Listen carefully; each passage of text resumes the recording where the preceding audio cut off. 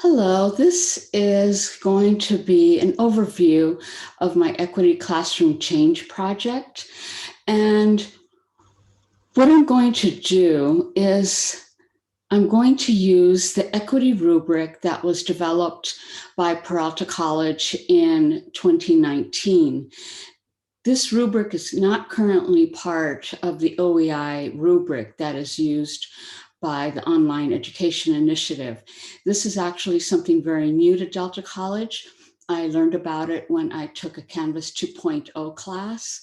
And what's happened is that we as faculty who teach online have not really looked at diversity and inclusion when we look at developing our courses. So when we talk about course equity in an online format means freedom from bias or assumptions that negatively impact online learners' motivations, opportunities, or accomplishments. And this comes directly from the Peralta Online Equity Rubric. I spoke to Jen Azaro, who is the Delta College's course designer, and she and I have agreed that we will do a flex presentation, hopefully this fall, on the online equity rubric so that faculty can start using it in their online classes. For myself, I will align this rubric to my courses, especially my intro to business courses. I'm also a peer online course reviewer here at Delta College. And this is also something that I will share with my team members on the review teams. So one of the issues that I'm seeing in my particular equity dashboard, for me in particular, is that I need to raise the success and retention rate of Black African American students and those that identify as biracial. And so if you look at my course equity dashboard, this is what I'm having right here is what I'm looking at improving. And so what I'm trying to do now with this equity rubric is to go through my online courses. And as you know, it takes quite a bit of time to go through every online chapter and course, but I want to start small and do this so that I can achieve more equity in my online classes. Now, the Peralta Equity Course Design Rubric has 8 equity criteria. I'm going to address 6 of those in my Classroom Change project. One equity issue is technology. We as instructors assume that all college students know Canvas, that they know how to access their devices, they know how to connect things, and that isn't the case. How I will address this issue in my online course is to provide a section in the opening module on how to use Canvas. We all assume that everyone knows how to do this. So what I'm going to do now is I am going to pivot to my actual course. And my course here, this is obviously my development shell. And I am giving you an example here. I have included an entire module on technology and how to use Canvas.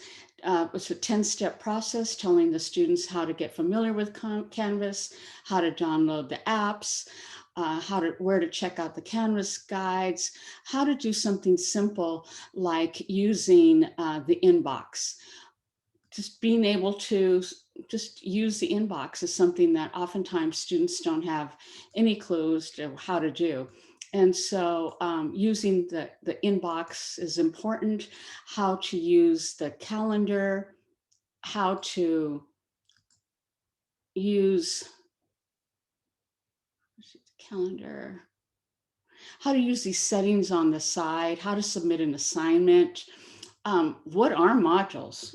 Students don't know what modules are. What are they? Actually explaining the modules. And I actually have also included an orientation video. So these are the things that, and Zoom etiquette and other topics here. Now, that's going to address equity issue number 1 from the Peralta rubric, which is technology. Equity issue number 2 is going to focus on student resources and support. Online instructors assume that students know where to go to help, and they'll do so when they need it. And that's not the case. Many students have no idea where to go to help. And so I included this section here, this module. Gives you an example of equity issue number 2, student resources and support. Get the help you need it, student support services, technology, and help. Disability support services, help if you need it. And having students know the difference. In high school, they received special education plans at Delta College. That's something that you need to seek out. I also created a section on health and wellness. We care about your health and wellness. And so I've created this here and a link on campus, and also other support services such as Affirm, Puente, and Apiasa. And so these are things that I've included here in the student support section. This is before you even get into any of the learning. I've also included a section for the syllabus. And this is one other thing that I realized, that a lot of people, we talk about syllabus as educators. Students don't know many of them don't know what a syllabus is or why it's important to read it. And so I've also included here, and of course, a link to the actual syllabus in my course. One other thing that I didn't have is a diversity and inclusion statement. And I included that here, and I'll read it to you because I think it's important. I acknowledge that the textbook for this course is an open resource textbook, which I use, and is authored by a white man and has many references to businesses and corporations that are owned and operated by white men. I acknowledge that it is possible that there may be overt and covert biases in the material due to the lens with which it was written, even though the material is primarily of a business nature. And so I go on, and I make sure that they know that if they have a name or pronouns that differ from those that are included in their Delta College records, to please let me know.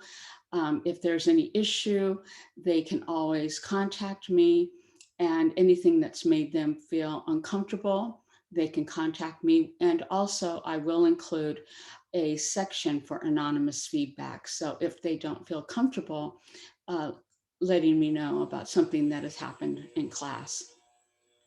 So that is an example of E3, and that is actually diversity and inclusion. Again, instructors assume that students automatically know or believe that all instructors value diverse ideas and perspectives. And to address this issue, as you've seen, I created a diversity and inclusion statement for my course syllabus. Equity issue number 4 is that instructors select textbooks and create lecture presentations without considering image and presentation bias. And I am guilty of this, and I am going to really focus on creating images within my modules that reflect the diversity on campus. And one of the things that I'm going to do in each module is I have to include the learning objectives, but I'm also going to include in each module a Let's Get Real section that really talks about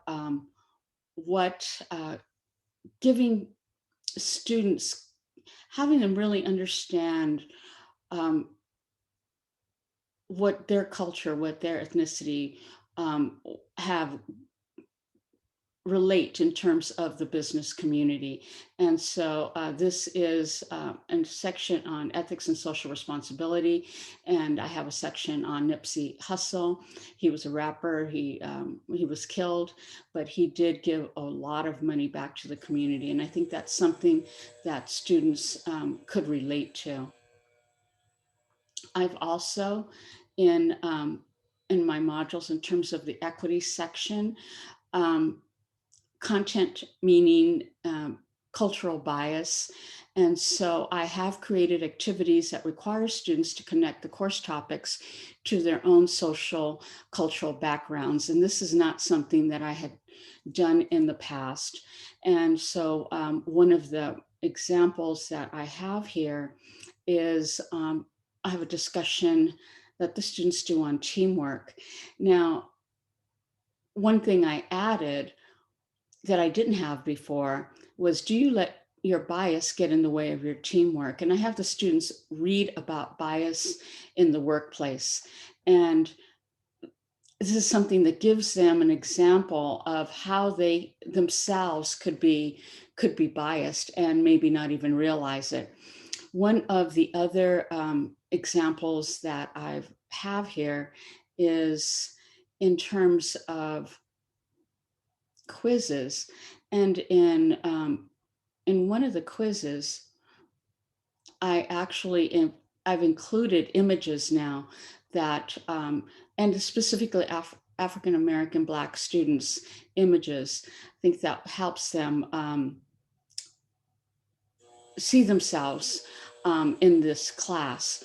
One of the other assignments that I've created is an assignment that has the students research successful